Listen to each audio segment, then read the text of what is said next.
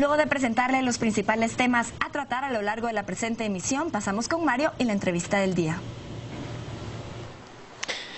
Gracias, Carol.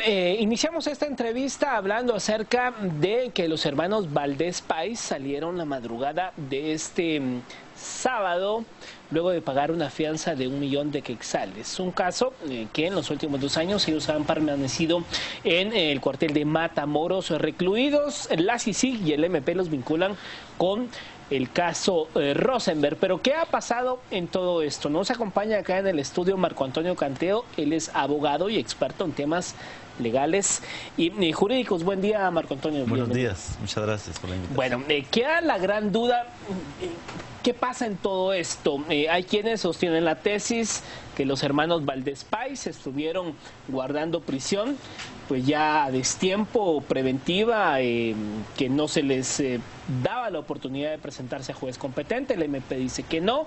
En medio de esta declaración hace pocos días de un colaborador eficaz, que si los involucra, que si se retrae, en fin, pareciera que al final, ¿qué pasó con todo este tema de la CICIG? Hay quienes les ha dejado un mal sabor de boca. ¿Cómo vemos todo esto? Bueno, yo creo que el caso presente, como muchos otros, reflejan de buena medida los grandes problemas que tiene el sistema de justicia. Y creo que por ahí hay que empezar. Digo esto porque, así como estas personas han estado 2 años en prisión preventiva, pues podríamos hacer un recuento de que alrededor del 50% de todos los privados de libertad están en esa situación.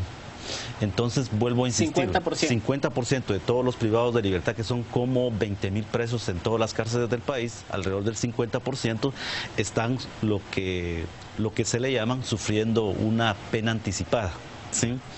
Entonces, desde esa perspectiva, la prisión preventiva no está cumpliendo los fines para los cuales fue diseñado, ¿verdad?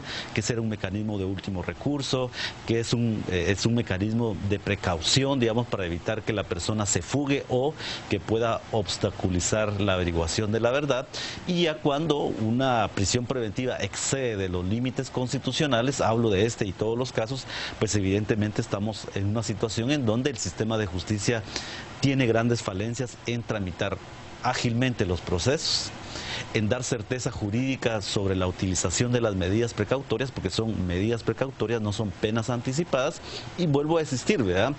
Estos señores tienen pues 2 años de estar en esa situación, pero también podemos decir de que la gran mayoría de privados de libertad están en esas y en algunas ocasiones en circunstancias aún peores. Así que yo creo que esto es muy importante para determinar. No obstante, que tenemos que recordar, no obstante que tanto la legislación constitucional como también la legislación ordinaria, hablo del Código Procesal Penal, hablan de reglas y principios muy claros en torno a cómo utilizar la prisión preventiva, ¿verdad?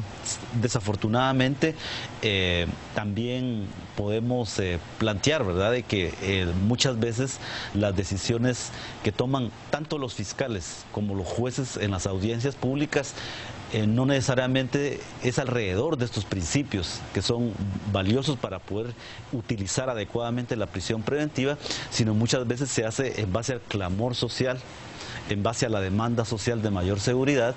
Ahora andan diciendo por ahí que quieren prohibir a los jueces que den prisión preventiva para aquellos que porten ilegalmente armas de fuego, y esos simples argumentos y esas simples iniciativas son iniciativas y leyes de emergencia que lo que hacen es avanzar hacia un modelo de seguridad ciudadana que desafortunadamente disminuye y restringe garantías constitucionales. Ahora bien, estos son temas súper importantes que hay que ponerlos sobre la mesa, porque yo lo que quisiera es que los fiscales y los jueces trabajaran no en base a la orden del día de los medios de comunicación, sino que trabajaran en base a las leyes, y ese es el mandato constitucional. Ahora bien, ¿cómo empezamos a ordenar todo este tema? Porque las cifras que usted nos dice, pues realmente son espeluznantes. El 50% de los privados de libertad están en prisión preventiva esperando a la hora de poderse presentar ante juez competente que lleve el caso y dilucidar si es culpable o inocente.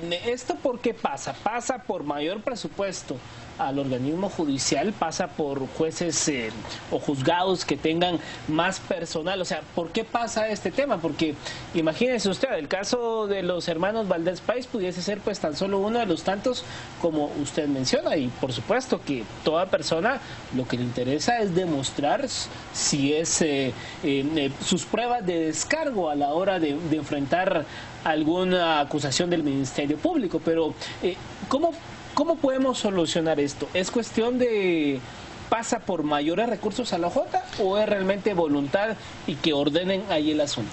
A ver, yo creo que ya hay una respuesta que es contundente. Este es un problema de diseño de política criminal.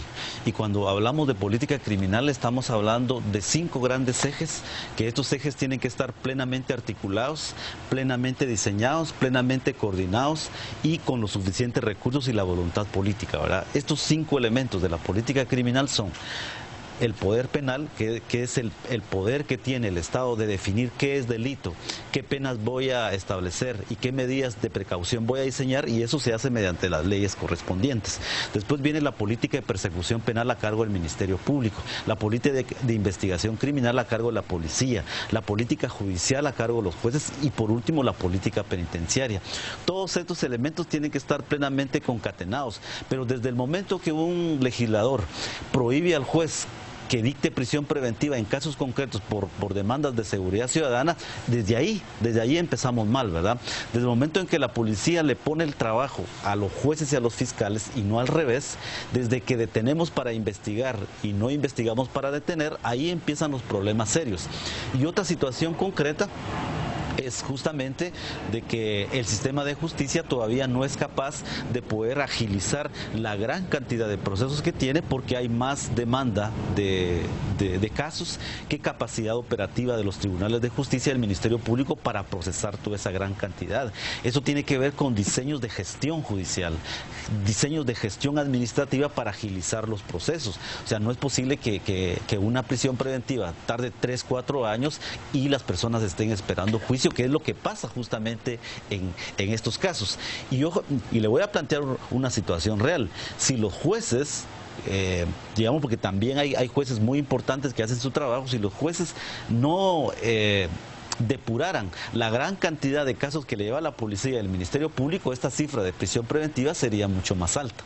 Todavía los jueces hacen un trabajo muchas veces de depuración, porque si no fuera peor la situación. Las cárceles estarían realmente mucho más hacinadas y con grandes riesgos de estallidos internos, porque eso es lo que provoca la prisión preventiva. Llena innecesariamente las cárceles, digo innecesariamente porque la justicia debería ser más certera en cuanto si detiene a una persona, si lo manda a prisión preventiva, a lo sumo a los 3 o a los 6 meses deberíamos estar celebrando juicios, como sucede en algunas ocasiones. Ahora bien, ¿se le puede llamar prisión preventiva después de 2 años, Marco Antonio? Pues ese es el término formal que se utiliza aún, porque todavía no tiene una condena firme, pero desde el punto de vista criminológico deja ya de ser una prisión preventiva para convertirse en una pena anticipada o una pena de hecho, porque es en la percepción ciudadana quedará siempre, ¿verdad?, que una persona que estuvo 2 años en la cárcel, pues estuvo por algo. Y si estuvo por algo es porque de alguna forma es responsable. La cárcel, al final de cuentas, estigmatiza a todas las personas, ¿verdad? Pero esto es un fenómeno criminológico que no es solo del país, sino yo diría que es un fenómeno que sucede en todas partes del mundo. Pero esto es en torno a la prisión preventiva, y yo sé que en el fondo hay una discusión sobre el caso que usted ha planteado, que por supuesto podemos conversar pues en lo que quede del espacio. A eso iba.